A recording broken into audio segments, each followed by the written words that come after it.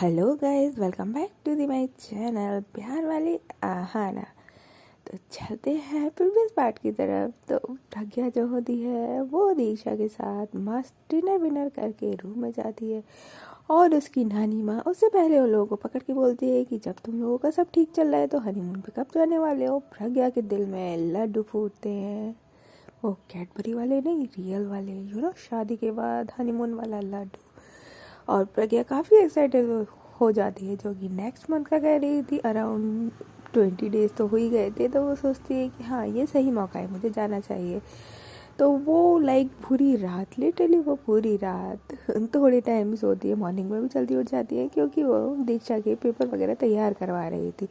और जो दीक्षा होती है वो थोड़ा शॉक्ड होती है कि इतनी जल्दी मॉर्निंग में उठ के आखिर प्रज्ञा कर क्या रही है। तब प्रज्ञा जब बताती है तो दीक्षा बोलती है वाह इतने ज़्यादा एक्साइटेड है ये। एंड वो थोड़ा सा नॉटी मूड में आती है, आखिर यार वाइफ है, उसका हक है, तो वो थोड़ा नॉटी मूड में आना तो बनता है। और फिर वो प्रज्ञा को छेड़ देती। एक्चुअली छेड़ना तो प्रज्ञा चाह रही थी टॉवल लेके, बट उसको दीक्षा ही छेड़ देती है बाहर से लॉक करके वॉशरूम में। और प्रज्ञा को जो गुस्सा आता है वो तो भाई ऑफ कोर्स उसकी वाइफ को ही झेलना था। प्रज्ञा ने उसको बदला लेने के लिए वो भी उसको वॉशरूम में बंद कर देती है और वो तो उसको खोलती तक नहीं है। अब इसके आगे प्रज्ञा तो चली जाती है ऑफिस और बाकी के घर के जो मेंबर्स होते हैं वो काम में लग जाते हैं। अब जब मेड होती है वो रूम को साफ करने के लिए आती है तो वो देखती है कि वॉशरूम का डोर तो बाहर से बंद है। तो वो लिटरली जब ओपन करती है तो अंदर तो दीक्षा भैम होती है। तो बोलती है आप बेटा वॉशरूम में क्या कर रहे हो। दीक्षा बोलती है कुछ नहीं कर रही। और लिटरली वो बाहर निकलती है। अब आप बोलोगे कि कपड़े पहनी हुई थी, हाँ, क्योंकि उसने जो प्रज्ञा के साथ करा था उसको पता था कि कोई ना कोई बदतमीजी हो सकती है, तो वो अपने सारे कपड़े लेके ही गई थी वॉशरूम में। वो वॉशरूम में कपड़े पहन के ही बैठी हुई थी। अब लिटरली जब वो बाहर आती है तो उसका फेस टमाटर की तरह लाल था। वो गुस्सा थी प्रज्ञा से, मैंने तो सिर्फ सुबह छेड़ा था आपको और आपने क्या करा। मुझे इतनी देर तक, लिटरली मैं 2 घंटे से बाथरूम में बंद हूँ, थोड़ा तो रहम खाना चाहिए था ना। क्या समझ रखा है मुझे। अगर आप मुझे प्यार करते तो ये वाली हरकत तो कभी नहीं करते। अब आपको मुझे मेरे साथ हनीमून पे जाना है ना, बताऊंगी कैसे जाओगी मेरे साथ हनीमून पे। हाय, इन दोनों की नोकझोंक बंद होगी या नहीं भगवान ही जाने। एंड देन उसके बाद वो वहाँ से नीचे चली जाती है और नीचे जब जाती है तो नानी माँ और जो मम्मा होती है वो दोनों अपने अपने रूम में होती है। तो जो नानी माँ होती है वो अपने ही रूम से देखती है कि दीक्षा बेटा बाहर की तरफ जा रही है। तो नानी माँ आवाज़ तो लगाती है दीक्षा बेटा सुनो। तो एक्चुअली दीक्षा को सुनाई नहीं देता क्योंकि नानी माँ का कमरा जो होता है वो काफ़ी दूर होता है। तो दीक्षा वहाँ से सीधे कार निकालती है और पहुँचती है सीधे ऑफिस, काफ़ी गुस्से में लाल हो गई। जो प्रज्ञा होती है वो तो ऑफिस पहले आ चुकी थी, वर्क वगैरह कर चुकी थी। अब आज जो था उसको वीज़ा और पासपोर्ट के लिए लिटरली ऑफिस जाना था दीक्षा को। अब प्रज्ञा को अभी तक तो कॉल आया नहीं था, वो ऑफिस में थोड़ा सा वर्क करती है।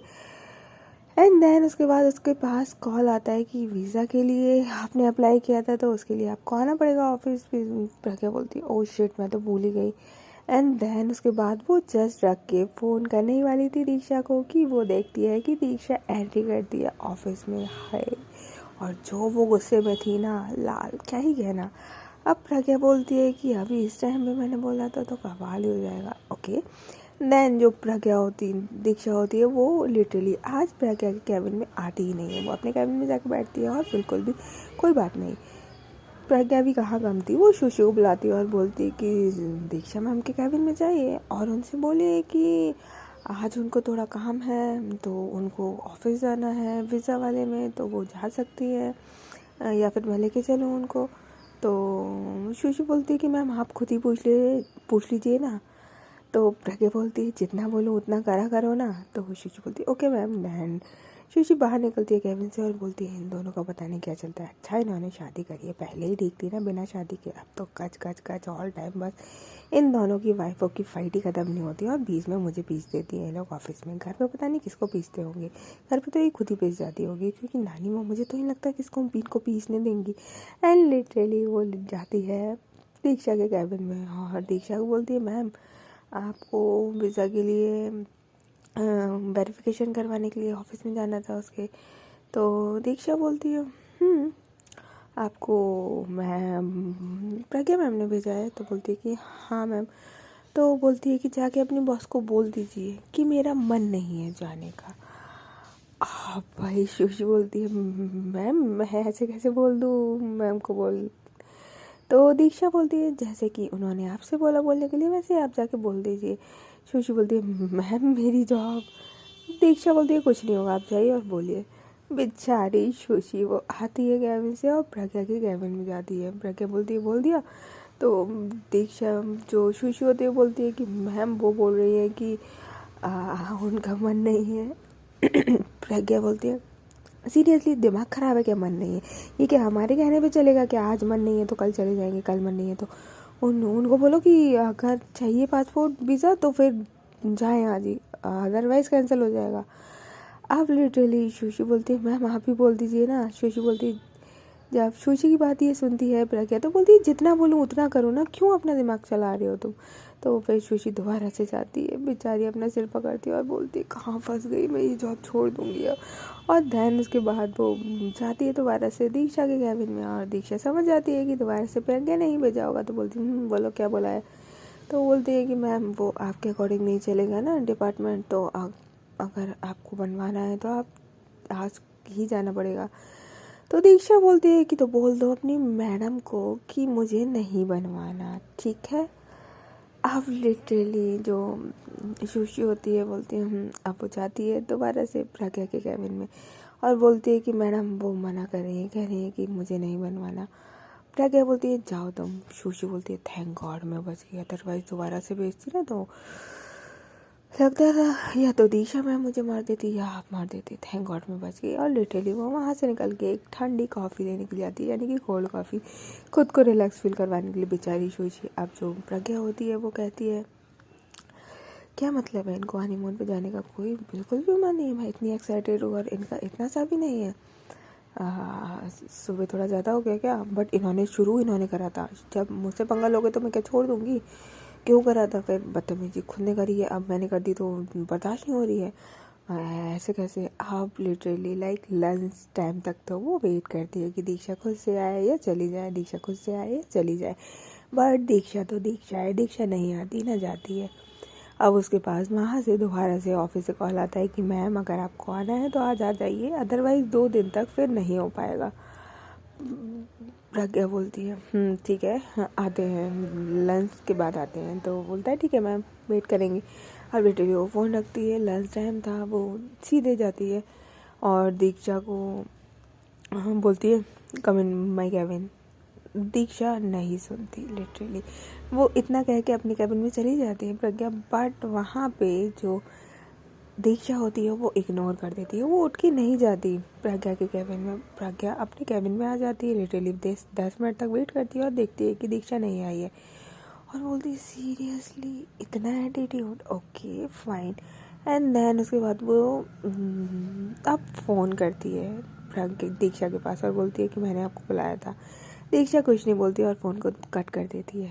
प्रज्ञा बोलती है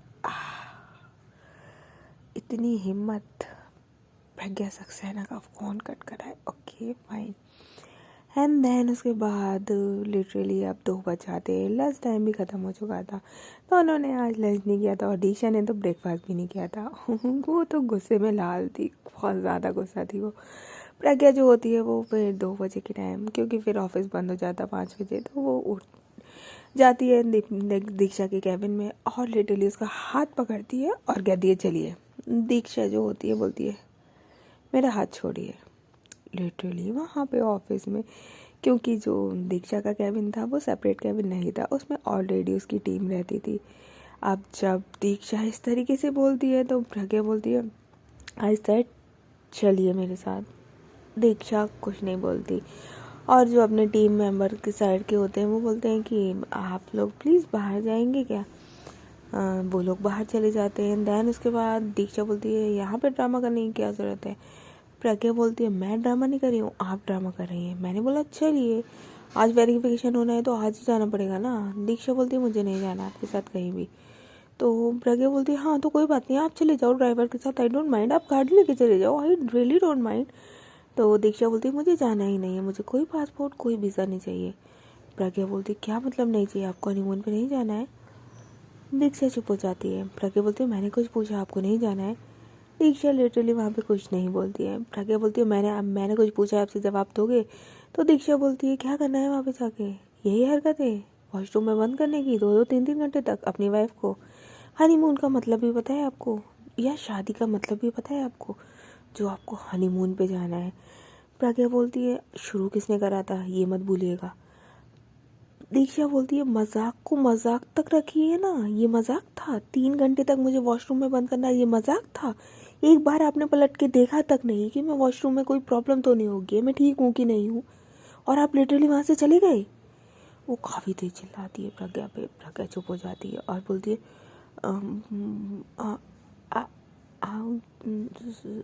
वो लिटरली लड़खड़ा रही थी, कुछ बोल नहीं पाती। फिर दीक्षा जो होती है वो अगेन उस पर शॉट करती है और बोलती है ये वाइफ का फर्ज होता है, ये केयर है आपकी, ये प्यार है, क्यों जाना है फिर मेरे साथ हनीमून जब प्यार नहीं है तो इतना सा भी? ठीक है शुरू मैंने किया था, बट मैंने कितनी देर आपको बंद किया था, कितनी देर बंद किया था? आपको याद भी था कि आप मुझे बंद करके गए हो वॉशरूम में? और वो काफ़ी तेज चिल्लाती है। ये फर्स्ट टाइम था जब प्रज्ञा पे किसी ने लाइफ में चिल्लाया था। हाँ, आज तक प्रज्ञा पे किसी ने भी नहीं चिल्लाया, ना उसके फैमिली मेम्बर्स ने किसी ने, ना बाहर वाले में तो किसी में हिम्मत नहीं है कि वो प्रज्ञा पे कोई भी चिल्ला ले। पर दीक्षा तो दीक्षा ही है। प्रज्ञा जो होती है वो बिल्कुल शांत हो जाती है और बस दीक्षा की आंखों में देख रही थी, जो कि काफ़ी रेड हो रखी थी, काफ़ी गुस्से में थी, पूरा उसका फेस काफ़ी गुस्से में था।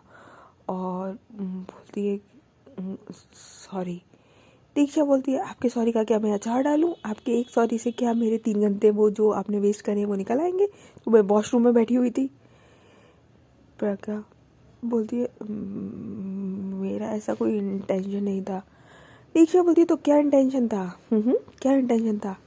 आप लिटरली ना आप ब्रेकफास्ट के लिए नीचे टेबल पे गए तब आए, ना आपके घर वालों को मेरी पड़ी थी। लिटरली यहाँ पे दीक्षा थोड़ी सी तेज हो जाती है, क्योंकि ऑफ कोर्स उसको 3 घंटे तक वॉशरूम में बंद था और घर वाले से भी जो इतना प्यार दिखाते थे उनमें से भी कोई नहीं आया था। बट नानी माँ और उनको ये थोड़ी पता था कि वो वॉशरूम में बंद है, ये तो प्रज्ञा ने नहीं बताया था। दीक्षा का अभी थोड़ा पारा हाई था, तो वो जो मुँह पे आता है वो बोल देती है। प्रज्ञा बोलती है घर वालों को क्यों ले रही हो, उनको थोड़ी पता था आप कहाँ हो? तो दीक्षा बोलती है जैसे आप वैसे आपकी फैमिली। अब प्रज्ञा बोलती है दीक्षा बोलती है शट अप, अपने मुंह से मेरा नाम लेने की ज़रूरत नहीं है। प्रज्ञा बोलती है इतना भी ज़्यादा नहीं है जो आप इतना ज़्यादा कर रहे हो। दीक्षा बोलती है सीरियसली ज़्यादा नहीं था ये, सीरियसली आपके लिए मजाक था ये? आपके लिए शादी मजाक है? आपके लिए हनीमून मजाक है? आपके लिए आपकी वाइफ भी मजाक ही होगी? और इतना कह के वहाँ से उसके आँख जो कि अभी पूरी रेड थे उसमें आंसू भर आते हैं और वो झलकते हुए वहाँ से कैबिन से बाहर चली जाती है दीक्षा। प्रज्ञा को काफ़ी गंदा फील होता है इस तरीके से दीक्षा को देख के, वो गुस्से में, वो उसका चिल्लाना, उसके आँख में वो आंसू आना। जस्ट वो सीरियसली प्रज्ञा के लिए मजाक था कि उसने उसको सबक सिखाना था, क्योंकि उसने सुबह उससे पंगा लिया था। प्रज्ञा तो काफ़ी मजाक में ही ले रही थी सब कुछ, बट दीक्षा का जो रिएक्शन था वो काफ़ी हाइपर हो चुका था, क्योंकि उसके साथ भी ऐसा कभी नहीं था। अगर आपको कोई प्यार करता है तो इतना गंदा मजाक तो नहीं कर सकता ना कि आपको 2-3 घंटे तक वॉशरूम में बंद कर दे। हाँ ठीक है, हाफ आवर तक बंद कर सकता है, वो भी आप रूम में हो तो। ऐसे बंद करके अगर किसी को एंजाइटी हो गई, कोई प्रॉब्लम हो गई, तो एक बार भी प्रज्ञा ने नहीं सोचा दीक्षा के बारे में क्या? एंड देन वहाँ से दीक्षा सीधे जाती है वॉशरूम की तरफ। अब प्रज्ञा जो होती है उसको काफ़ी गंदा फील होता है। जैसे ही दीक्षा कैबिन से निकल जाती है तो जो उसकी टीम के अदर मेंबर होते हैं वो रूम कैबिन में आने लगते हैं। प्रज्ञा वहाँ से अपने कैबिन में चली जाती है और बोलती है कि मेरी गलती थी, मैंने उनको हर्ट कर दिया, बट मैंने मुझे सॉरी बोलना पड़ेगा, यानी कि आज वो नहीं जाएंगी। ओके, हनीमून पे भी नहीं जाएंगी मेरे साथ? शिट यार, शिट। प्रज्ञा तू क्या करती रहती है? वो तेरी वाइफ है, उसको अपनी वाइफ की तरह क्यों नहीं ट्रीट कर सकती है तू? वो तेरी कोई फ्रेंड थोड़ी है, कोई गर्लफ्रेंड थोड़ी है जो तू इस तरीके से ट्रीट करती है। वो तेरी वाइफ है यार। और फिर क्या था, प्रज्ञा को खुद पे ही गुस्सा आने लगता है कि ये उसने क्या कर दिया। वो तो ऐसा कुछ करना ही नहीं चाहती थी, अनइंटेंशनली उसने कुछ तो गड़बड़ कर दी। ओ गॉड। अब प्रज्ञा कहती है इसको कैसे सुधारूं। हाँ, अब तो कोई गिफ्ट भी नहीं दे सकती, और जिस तरीके से उन्होंने चिल्लाया है मुझे नहीं लगता वो मानने वाली है। हाँ, मैं क्या करूं, अब मुझे नहीं समझ आ रहा। अब लिटरली उसको कुछ भी समझ नहीं आ रहा था, क्योंकि वो इतना दीक्षा के बारे में जानती भी नहीं थी। ऑफ कोर्स इतना तो नहीं जानती थी, ना इतना इन लोगों को टाइम हुआ था, ना इन लोगों ने अभी तक इतना साथ में टाइम स्पेंड किया था कि एक दूसरे से बातें करी हो या एक दूसरे को जाना हो। अब प्रज्ञा बेचारी पूरी फुल कंफ्यूज कि आखिर वो करे तो करे क्या। अब ये वाली हरकत वो किसी तीसरे को बताएगी तो भी काफ़ी एम्बैरेसिंग हो जाएगी ना, कि ये वाली हरकत अपनी वाइफ के साथ। अब वो सोचती है कि वो क्या करे। वो अपना सिर पकड़ के अपनी चेयर पे बैठी होती है, बार बार राउंड राउंड चेयर को घुमा रही होती है। अब बोलती है यार मैं क्या करूं, क्या करूं मैं, जिससे वो हाँ, वो सोचती है कि यार गलती इतनी बड़ी थी तो क्यों ना मैं सबके सामने सॉरी बोल दूँ। तो बोलती है कि बट सबके सामने, ये तो हमारी पर्सनल टॉक है ना, तो सबके सामने क्यों बोलूँ। और फिर वो वेट करती है शाम इवनिंग तक।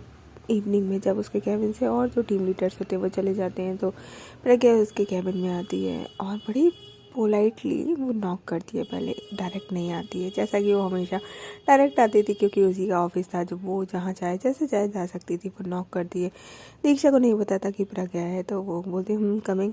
एंड देन जैसे वो प्रज्ञा को देखती है तो वो अपना फेस जो है वो दूसरी साइड कर लेती है। अब क्योंकि उसका कैबिन पूरा खाली था, तो वो लिटरली अपनी पहले तो बोलती है सॉरी, मेरा इंटेंशन नहीं था ऐसा। हाँ, आपका गुस्सा जायज़ है, आई नो। दीक्षा बोलती है आपका सॉरी अपने पास रखिए, मैं कहीं नहीं जाने वाली किसी भी वेरिफिकेशन ऑफिस में। प्रज्ञा बोलती है मैं उसके लिए थोड़ी आई हूँ। दीक्षा बोलती है मुझे सब पता है।